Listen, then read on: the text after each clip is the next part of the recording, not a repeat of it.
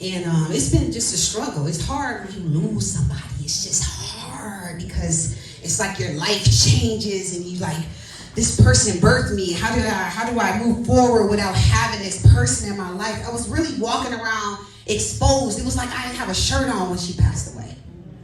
Now, you know, I didn't own a shirt, but in this case, I ain't had no shirt on at all. I just felt like I didn't have covering that I needed.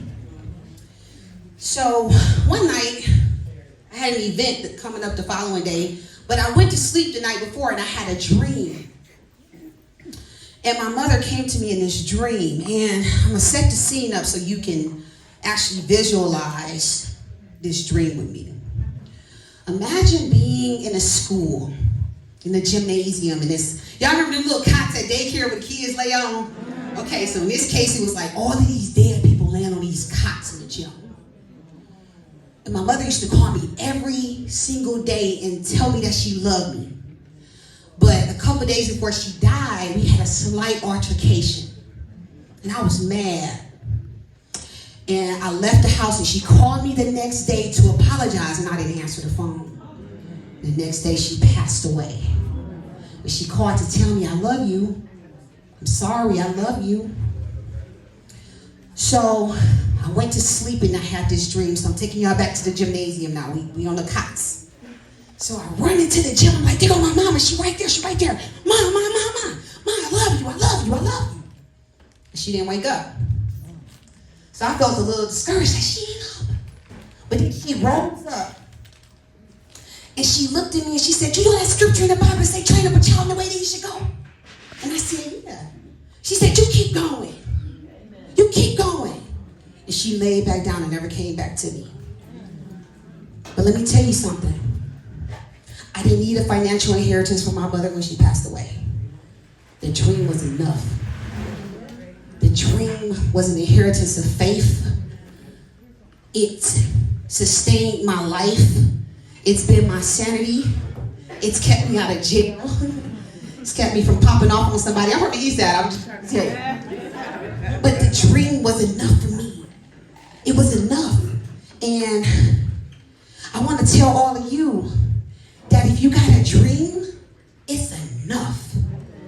And there are people that will come into your life that's designed to distract you on purpose. But you got to know that the purpose that God gave you and he put into you is for you, and it's enough. Can't no devil in hell stop you from getting to where you want to go. You're the only person that can stop you. I need you to know that everybody in this room has a gift. Everybody in this room has a purpose. Everybody in this room has a dream. Now, some of you might be laying on your dreams. Some of you like, oh yeah, I'm gonna get to it. I'm gonna get there. Some of you been thinking about it, but just ain't acted on it. I'm telling you, this is the time. Now is the time. We don't know when we gonna leave this earth. But wouldn't it be nice to leave this earth knowing that you did exactly what God purposed you to do? Wouldn't it be nice? Wouldn't it be nice? So I'm telling you, it's just been a whirlwind of spiritual encounters for me, so I'm just going to put them together if that's okay. I had a dream that there were people ascending to heaven. And I was trying to figure out what this was because, again, my mother's death date was February 21st. I had this dream February 20th. And in this dream, a week ago, now this is real life, a week ago, I went to speak to a group of young people. They called me and said, can you come and talk to the young girls? It's ages 12 to 20. They all are pregnant or have children. And there was one lady, I was complaining because I'm like, dang, like, why y'all want me to come in there? Like, I'm not a teen mom, but you know what God gave me? Legacy. What type of legacy are you going to leave for your children? You 60 years old with 3 children. What type of legacy are you going to leave for your children? So this lady, the whole time, she's staring at me the whole time. And she came up to me, she said, I gotta talk to you. So she began to prophesy in my life, whispered in my ear, told me a few things. She said, does that make sense? I said, yeah, wow. I had the dream, and the same lady that prophesied to me was in the dream. And I knew it was her because she had a wig on. But she came up to me, it was like, when these people were on their way to ascend to heaven, it was kind of like they were laying in hospital, someone was laying in hospital beds, and some were just standing in line to greet me. It was like they were giving me gifts, or they were thanking me for something. I wasn't sure what that was, but they were giving me things and saying thank you, and then they would ascend to heaven. So this lady in particular, she comes to me, she walks up, and she grabs my hand. She says thank you, and she smiled, and then she walked off onto the patio. And then she just started going up into heaven. But then her wig came off. I said, hold on, your wig. Don't forget your wig. So God sent her back down. She grabbed that wig. It was a white curly wig. She put that wig on. And she started floating back up into heaven. And then she had this fear. It was kind of like, what's going on? She was nervous. She didn't know what was going on. And then all of a sudden she said, wow. And it was just, she just was so happy and she had so much joy. And then she began to ascend to heaven. So I said, wow. So the revelation I got from the dream was, if there is anybody in here that's grieving, heaven is a beautiful place.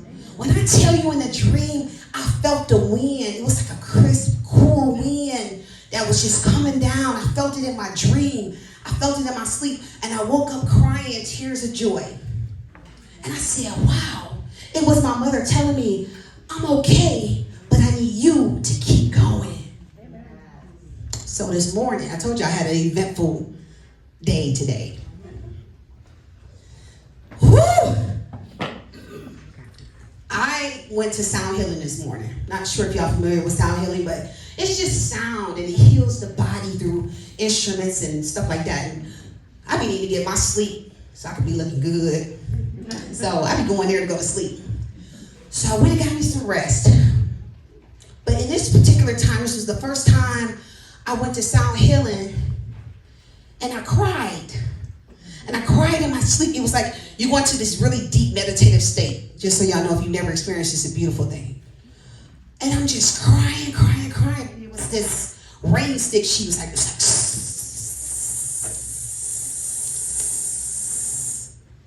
and I sensed blessings just pouring down on me. It was just, and as I was in this deep meditative state, guess what I saw? Y'all gotta say what? What? Guess what I saw? What? Y'all sure y'all wanna know what I saw? Yes. Y'all sure? Yes. It was my mother pouring blessings from heaven down on me. And I cried. And I felt so empty when I got finished. It was like I was cleansed. But it was like this, and it was just her just saying, I'm proud of you because you kept going. I'm proud of you because you made it through almost getting 20 years in prison for something that you didn't do. And being accused and being criticized and being scrutinized. I'm proud of you because you made it through. I'm proud of you for making it because you kept going. I'm proud of you despite the fact that you became a single mother and you got to do everything on your own. And you kept going because I put that in you to keep going. I'm proud of you because you kept going. I'm proud of you that you didn't let the devil steal your joy when you tried to put that gun in your mouth and take your life because you had too much on you, because you was overwhelmed. I'm proud of you. And because you kept going, I'm going to keep pouring these blessings down on you. So today was a lot for me. In fact, I got the worst headache in the world, but I don't feel it right now because I know that I'm doing what God purposed me to do. And I'm going to tell you something. When you do what God purposed you to do, it's the most beautiful thing that you can ever do for you. So, for anybody that's in this room, if you're dealing with something, I need you to start thinking about what your purpose is. And I need you to magnify the purpose and not magnify the problem. Life is too short for us to magnify problems. got to start magnifying purpose. When you magnify purpose, you magnify God. And when you magnify God, he magnifies you. And I ain't right there. I told y'all I left the stuff at home. But this is something that we got to start thinking about, because the devil's job is to kill, steal, destroy, distract. He want to get in your mind. He can't come fight you physically because he is spirit. So all he can do is attack you where? In your mind. So when you get your mind right, the best way to get your mind right is start focusing on your purpose. Purpose is powerful. Purpose also hurts, but purpose is necessary. And that's what I need y'all to understand. There's a gift in every last single person in this room. There is something in you that God gifted you with. Figure out what that is. How do you figure out what that is? What makes you happy every single day? What would you jump out of bed and do every single day? That's what I want you to start thinking about. Because that's what's going to give you joy. That's what's going to make you happy. That's what's going to make you realize that life is something to smile about. So despite the circumstances or anything that you deal with, life is still going to be something to smile about because you got purpose. And can't nobody take your purpose from you. They can imitate you. They can mock you. But the gift that God gave you, only you can do. Only you can do it. So what we going to do real quick, because I don't know how much time I got. A couple moves in me. I can't jig. Yes, you can. Hey, y'all want this footwork? But what we're going to do is we're going to use our mirrors that we blinged out. So everybody, I want you to pick your mirror up. Y'all gonna look at y'all teeth and y'all eyebrows and stuff. Make sure y'all ain't got no chicken in y'all teeth. I had to check my teeth before I came up here. I got chicken in my teeth. I'm good, okay. All right. Everybody got their mirror? All right, now some people don't like to do this because it could be a little uncomfortable, but I'm challenging you today to do this project with me. So it'll take you a few minutes to be uncomfortable. But I promise you, well, I ain't gonna promise because you're not supposed to be promising people. Right? Only God makes promises. He bring them through. All right, so I want you to understand something before we do this mirror project. When you think about your mind, you taking pictures, let me hold my stomach in, hold on. All right, I'm gonna get serious now for real. But when you think about your mind is always doing this. You're either thinking about something in the future, which causes anxiety, or you're thinking about something in the past, which causes depression. But very, very seldom we're present. So with this mirror project, I want everybody to just take a moment and be right here, right now, with you. So I want everybody to pick their mirrors up. And I want you to just answer to yourself as you're looking in the mirror. Don't be looking at me. Look at you. Who is that person that you see? So I'm going to give you a few minutes because I really want to take the time to kind of get serious about it, because I think when we look in the mirror, we fix our hair and our eyebrows, we brush our teeth, and we run out the house. And we don't really take time for ourselves. And so this is the opportunity for us to really take time. And I want to dig a little deeper. I want to just look at ourselves. But I want you to take the time right now, and I want you to look into you. So although you're looking at this beautiful face that God created, because, I ain't talking about my face, but I'm talking about your faces. But look at that beautiful person that God created. And I want you to ask yourself, do you accept that person for every last single situation that you've encountered, good and bad?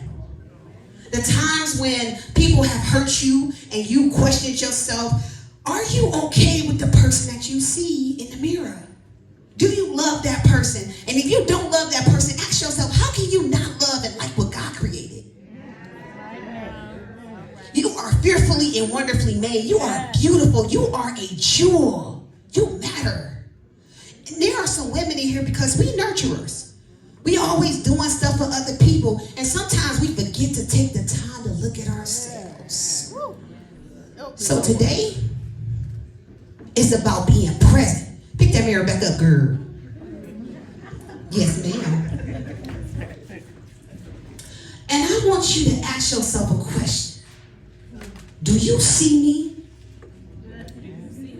No, I'm talking about, do you see me? Ask yourself, do you see me?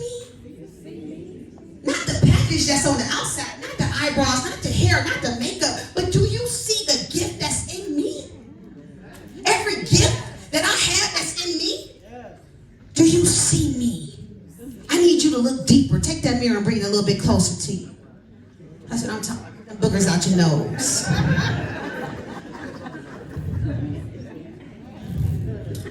I want to ask you a question again. It might sound redundant because the mirror is a little bit closer to you.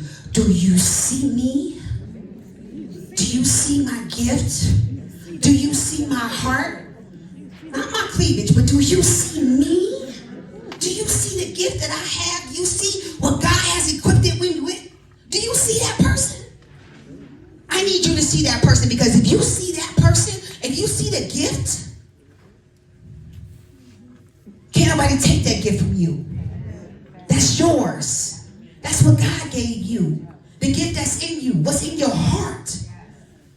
What's in your mind? That's what God gave you. That's for you. But there are people that will try to take your gift from you. There are men that you might date that ego might be struck because you got too much of a gift that's too big for them. I want you to see the gift that you have, because that's yours. And if that person can't deal with the anointing that's on your life, they gotta go. So I need you to see the gift, because we get wrapped up sometimes in our flesh. Oh, I got to go out with him, girl. He is fine. I need him on my arm. But if he don't see my gift, anybody can look at the package. But can you see the gift that's in me? The purpose that's in me? The calling that's on me? Do you see me? So when you meet somebody, I don't care if it's a friend, I don't care if it's a boyfriend, or somebody at work that you like, or somebody at church that you be switching past. When you meet that man, you ask him, do you see the gift, or are you stuck on looking at the package? Y'all can put y'all mirrors down. I'm just saying. Now I'm going to say this before I wrap up. When you go home tonight and brush your teeth, tonight or tomorrow, I hope it's tonight. I know some of y'all, whatever you need to do, I want you to ask yourself every time you look in the mirror. Give yourself 30 seconds every day.